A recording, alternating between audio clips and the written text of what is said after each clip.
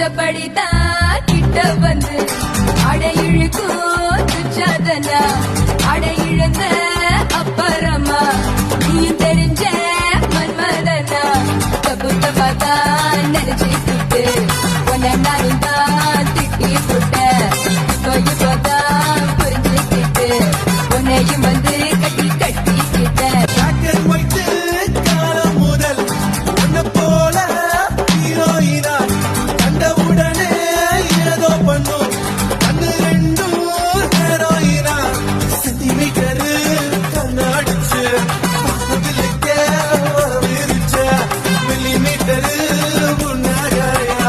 Just